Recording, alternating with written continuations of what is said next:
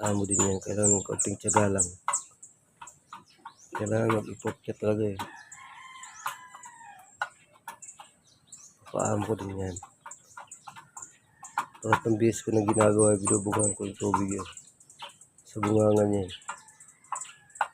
Parang yun na lang kong paraan. Para umamo. Amo din to.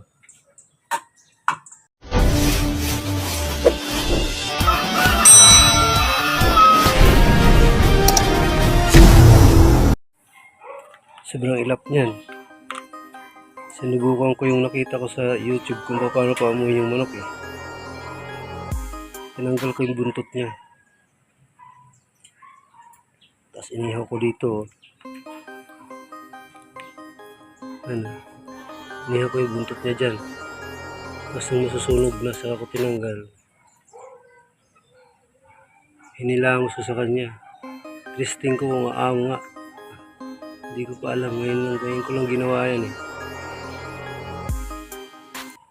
Nilamos ito. Inista ko talaga sa mukha niya eh.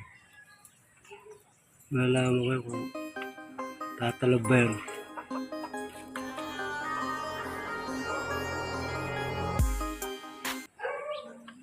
Ang hirap. Magtatatakbo yan kapag nilalapitan mo. Hindi naman dating ganyan yun eh. Siso pa lang yun, pinaamo ko rin dahil naging mailap pa rin siya kahit na matagal ko siyang inaalagaan. Hindi naman 9 months. Tapos nagiging mailap pa rin kahit na lagi mong hinahawakan para lang buong mamo sa'yo. Napakailap niya, no? Hindi ko alam ang gagawin ko. May mga ginawa na ako dyan para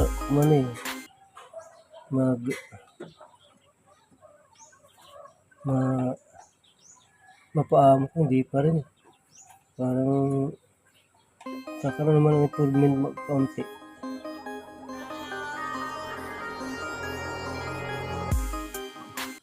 Nagtsatsagaan ko paano ko siya mapapaamo talaga ito. Napakailap niya talaga, ganyan. Napakailap.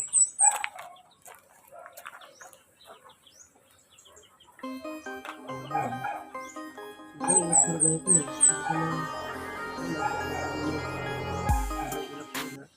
Nabiti na ito dito eh. Dahil ginawa ko ito rito ng ano. Ginawa ko ng patuan.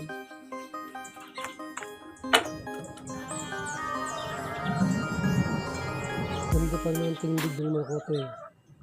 Baga sana yung size ito large size eh. Bata pa siya. 9 months pa lang yan eh. Parang malaking bulas eh. Kaya pag hinalang ako, hindi ko makaabot na matagalan bago gusto ko kaabot. Mahilap yan. Mahilap pa rin yan eh. Pangatong beses mo itong gagawin sa kanya.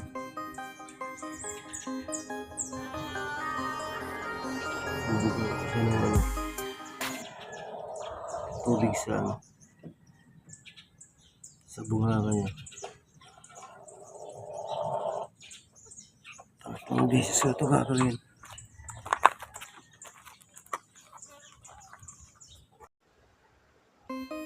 "6:30 pa lang ng umaga. Pag umaano ako, bumabangon ako 6:30 talaga. Tapos pupunta ako dito. Pupunta ako dito para paamuhin lang talaga siya. Yun lang talaga ginagawa ko araw-araw. Sa loob ng 5 days. Talagang pinagtsatsagaan ko siya. Pagbangon ko sa 6:30 ng umaga, hinanap ko siya na siya lang talagang sinasadya ko rito para paamuhin. Ngayon hindi na siya ganong tumatakbo. Nawala na yung balahibo niya sa may batok. Pag nakikita ka niyan, umaling balahibo niya sa batok, tumataas. Kaya tuwing umaga talagang binubuhang ko talaga siya ng tubig sa mukha, sa bunganga. Hindi ko talaga binubugay yung tubig sa bunganga niya papunta sa loob ng bunganga. Kailangan inaano ko yung bunganga niya na mapasokan ng tubig eh. Yun. Hindi na siya Hindi siya katulad dati na takot na takot pag lalapit siya pa lang, takot na takot na yun. Normal na lang, hindi na ganong tumatakbo. Ngayon nahahawakan ko na siya, oh. Hindi na siya yung itong sobrang ilap. Ngayon nahahawakan ko na yan. Hindi na talaga siya yung iwasan ka para di mo siya mahuli. Ngayon. Salamat niya na nadaan ko sa tubig. Tubig talagang ginawa ko ngayon. Ginawa ko talagang paraan na mapaano siya. Nagmumumug ako tapos binubog ako sa bunganga niya yung tubig, eh. Sa umaga. Tuwing umaga talaga yung ginagawa ko yan hanggang sa napaamo ko sa loob ng 5 days. Sa loob ng 5 days napaamo ko naman siya kahit pa yung pagtsatsaga ko. Hindi rin naman nagkaroon din ng resulta, kahit paano, eh. Ganito yung ginagawa ko dito. Nagdadala ko ng tubig dito sa pagpunta ko sa umaga. Tapos binubughan ko sa mukha. Yung talaga sa may bunganga. Inaano ko yung bunganga niya.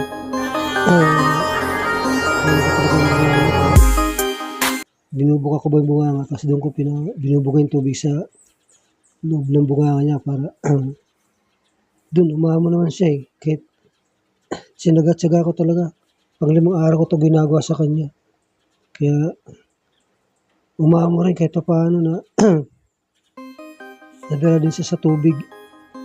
Sabi nga, hindi ka madadala sa ibang paraan, na. Kaya sa tubig ko siya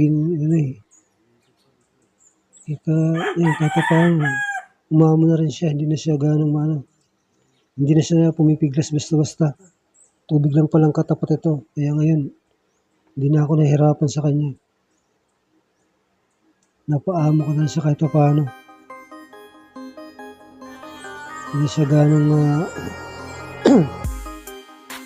ganong tatatakbo. Saka napakabigat ng mga to. Mabigat ang nito, yung timbang niya ba? Hindi ko nang ito pinapakain ng pagkain. Ano lang ng pagkain ito, yung hagibis at saka hagibis at saka tandang bigla yung binibigyan ko pagkain. Pinagahalo ko sila. Kaya malakas kasi kumain itong manok to. Kasi siguro ganito ito kabigat. Yung timbang niya parang yung parang bang sa panabong na talaga, eh. 9 months pa lang ito, eh.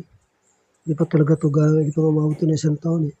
Pero mabigat na yung timbang niya, mabigat talaga.